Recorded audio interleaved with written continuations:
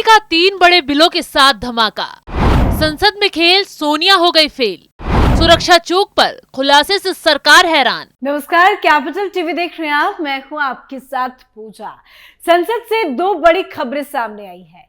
पहली खबर सुरक्षा में चूक पर तगड़े खुलासे की है, तो दूसरी तरफ संसद में बवाल करने वाले सांसद को खदेड़ते ही मोदी सरकार ने ऐसा धमाका कर दिया कि पूरा विपक्ष चारों खाने चित हो गया है। विदेशों तक हड़कंप मच गया है।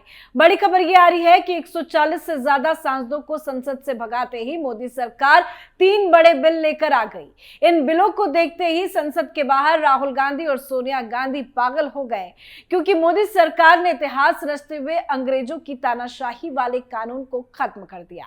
तो चलिए पहले 3 धमाकेदार क्रिमिनल बिलों पर चर्चा करते हैं, जिसके आने से विपक्ष और ज्यादा बवाल करने पर उतर आए हैं। दरअसल मोदी सरकार भारतीय न्याय द्वितीय संहिता 2023, भारतीय नागरिक सुरक्षा संहिता 2023 और भारतीय साक्ष्य विधेयक 2023 सहित 3 बिल संसद में लेकर आई है।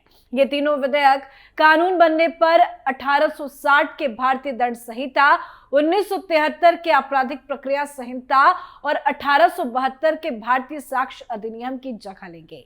ये कानून व्यक्ति की स्वतंत्रता, मानव के अधिकार और सबके साथ समान व्यवहार रूपी 3 सिद्धांत के आधार पर प्रस्तावित कर लाए गए हैं।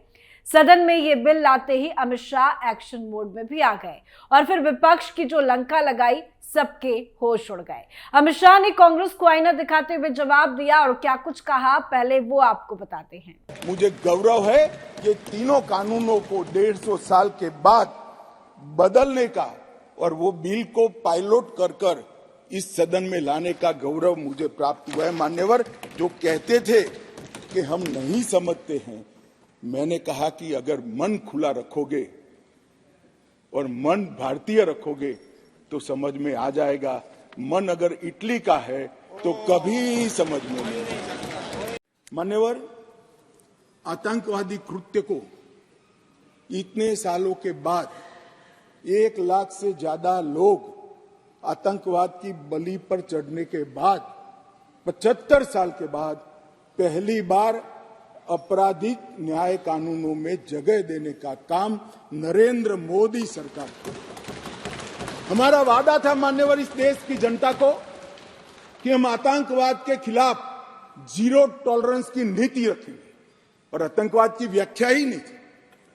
कुछ सांसदों ने, मैं बाद में जवाब देता हूं, कहा है कि यूएपीए में है, मगर जहां उनके प्रभाव वाली सरकारें थी वहां यूएपीए को लगाते नहीं थे।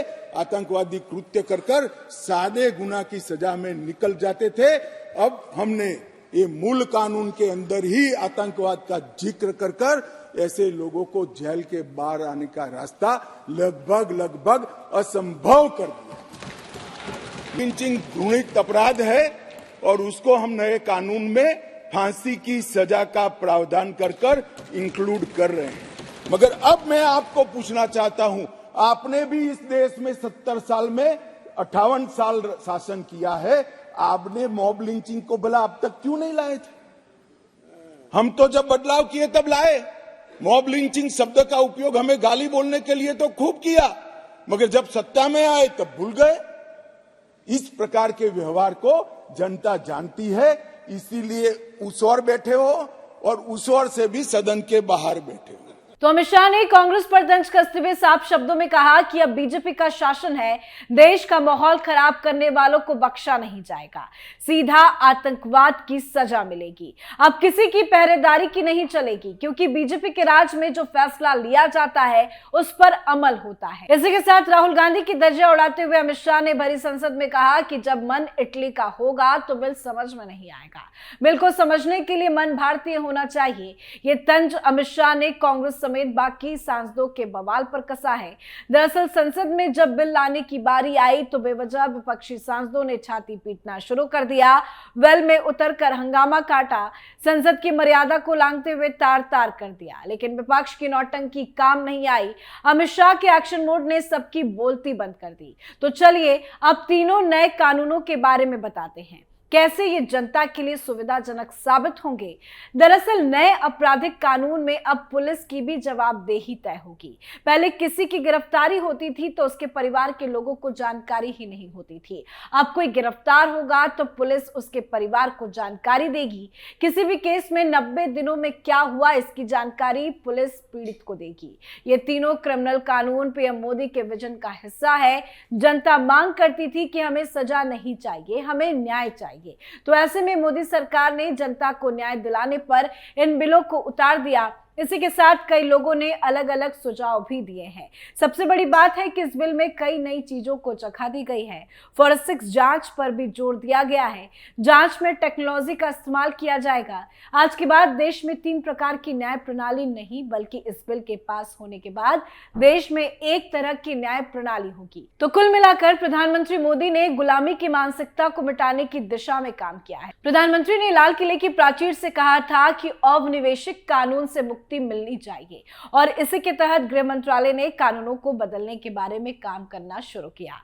तो कुल मिलाकर अपने इन विधेयकों के जरिए सरकार ने तीनों आपराधिक कानूनों को गुलामी की मानसिकता से मुक्त करा दिया। इसी के तहत अमित शाह ने कांग्रेस को भी आईना दिखाने का काम किया है और कहा है कि पहले के कानूनों के तहत ब्रिटिश राज की सलामती प्राथमिकता थी, अब मानव सुरक्षा, देश की सुरक्षा को प्राथमिकता दी गई है। अमित शाह ने किसी का नाम लिए बगैर कांग्रेस पर परोक्ष निशाना साधते हुए कहा कि अगर मन इटली का है तो ये कानून कभी समझ में नहीं आएगा, लेकिन अगर मन यहाँ का है तो समझ आ जाएगा। इसी के साथ इन कानूनों से आतंकवाद पर भी कड़ा प्रहार किया गया। पहले कानून के तहत आतंकवादी जेल से छूट जाते थे या फिर उन पर नरमी बरती जाती थी, जिससे देश की सुरक्षा को बड़ा खतरा मंडराने लगा। लेकिन अब मोदी ने अपने नए कानूनों से आतंकवाद को मिटाने का फैसला कर लिया है। मोदी सरकार ने साफ कहा कि अभी आतंकवाद की व्याख्या किसी भी कानून में नहीं थी। पहली बार अब मोदी सरकार आतंकवाद की व्याख्या करने जा रही है। उन्होंने कहा कि सरकार राजद्रोह को देशद्रोह में बदलने जा रही है, यानी कि अब आतंकवाद फैलाने वाले सीधा फांसी के फंदे पर लटकाए जाएंगे, कोई माफी नहीं मिलेगी। वहीं मॉब लिंचिंग पर भी मोदी सरकार ने फैसला देकर दुनिया को चौंका दिया है। अमित शाह ने कहा कि मॉब लिंचिंग घृणित अपराध है और इस कानून में मॉब लिंचिंग अपराध के लिए फांसी की सजा का प्रावधान किया जा रहा है। 3 कानूनों से अपराधियों का कलेजा कांप उठा है। ऐसे में अमित शाह ने बेवजह का बवाल करने वाले विपक्ष पर भी सवाल खड़े किए हैं और पूछा कि मैं विपक्ष से पूछना चाहता हूं कि आपने भी वर्षों देश में शासन किया, आपने मॉब लिंचिंग के खिलाफ कानून क्यों नहीं बनाया?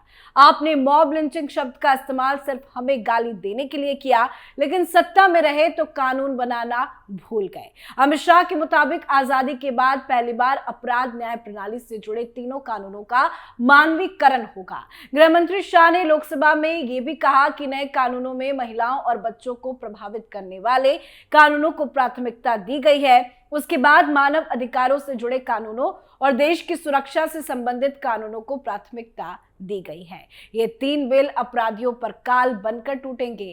खैर, इसी के साथ अब मोदी सरकार आगे और तगड़ा प्लान भी सेट कर रही है। तमाम ऐसे बिल है जिनमें सिर्फ जंग लगा हुआ है, उन्हें बदलने की तैयारी चल रही है। खैर, संसद में आने वाले कई दिनों तक आपको कई चौंकाने वाली खबरें सुनने को मिलने वाली है। मोदी सरकार कई बड़े बड़े फैसले आने वाले वक्त में ले सकती है। इसी बीच संसद सुरक्षा चूक को लेकर भी कई गंभीर खुलासे हो रहे हैं। अब इस केस में एक पुलिस अधिकारी का नाम भी जुड़ रहा है, जिससे राहुल गांधी हैरान हो गए हैं। दरअसल संसद भवन सुरक्षा चूक मामले में कर्नाटक के इंजीनियर को गिरफ्तार किया गया है। यह पुलिस से रिटायर्ड सीनियर अधिकारी का बेटा है। रिपोर्ट्स के मुताबिक गिरफ्तार युवक का नाम साई कृष्णा है, जो कर्नाटक के बागलकोट के विद्यागिरी का रहने वाला है। आरोपी एक मल्टीनेशनल कंपनी में सीनियर इंजीनियर है। जांच जैसे जैसे बढ़ रही है, दिशा और दशा बदलती जा रही है। इस मामले में पहले से गिरफ्तार मनोरंजन डी और साई कृष्णा कॉलेज के दिनों में रूममेट थे। इन लोगों ने ऐसे जाल बिछाया कि तमाम नाम इस केस से जुड़ रहे हैं। इसी के साथ पुलिस ने संसद सुरक्षा उल्लंघन मामले में साई कृष्णा के अलावा यूपी के जालौन से अतुल कुलश्रेष्ठ नाम के 50 साल के एक शख्स को भी गिरफ्तार किया है। बताया जा रहा है कि संसद भवन से पकड़े गए आरोपी मनोरंजन डी और साई कृष्णा ने बेंगलुरु के कॉलेज से साथ में इंजीनियरिंग की पढ़ाई की। कृष्णा का नाम मनोरंजन डी की डायरी में मिला था, जो दोनों के बीच संभावित संबंध का संकेत देता है। वहीं आरोपी मनोरंजन के माता पिता से पिछले कुछ दिनों से मैसूर में पूछताछ की जा रही है। पुलिस टीम में संसद भवन सुरक्षा चूक मामले में लगातार एक्शन मोड में काम कर रही है। पुलिस की टीमें इस मामले से जुड़े हर सुराग की तलाश कर रही है। जैसे जैसे इस केस की जांच तेजी से आगे बढ़ रही है, वैसे वैसे विपक्ष का हंगामा भी बढ़ता जा रहा है। विपक्ष मानो ऐसे बवाल कर रहा है जैसे जांच को प्रभावित करने का ठेका मिला हो या फिर किसी बड़े नेता का हाथ इस केस में शामिल हो। लेकिन मोदी सरकार विपक्ष को उसी तरह से हैंडल भी कर रही है। इसी का नतीजा है कि संसद में बदजुबानी और हंगामा करने वाले एक एक सांसद को निलंबित किया जा रहा है। अब तक 140 से ज्यादा सांसदों को खदेड़ा जा चुका है। संसद से भगाए जाने के बाद भी ये लोग बदतमीजी से बाज नहीं आ रहे हैं। उपराष्ट्रपति की मिमिक्री कर संवैधानिक पद की गरिमा को ही ठेस पहुंचा रहे हैं। खैर, ऐसा करने वाले सांसद के खिलाफ एफआईआर भी दर्ज हो गई है। राहुल गांधी मुंह छिपाकर इधर उधर भाग रहे हैं क्योंकि ये लोग बुरी तरह से अब फंस चुके हैं। इस वक्त विपक्ष जो हरकतें कर रहा है उससे पीएम मोदी भी काफी गुस्से में है। तो ऐसे में आगे भी एक्शन होगा। उससे न सिर्फ अपराधियों की लंका लगेगी बल्कि बड़े बड़े नेता सलाखों के पीछे भी नजर आ सकते हैं। आज के हमारे शो बात तो चुभेगी में फिलहाल इतना ही। कल किसी और मुद्दे के साथ हाजिर होंगे। देखते रहिए कैपिटल टीवी। नमस्कार।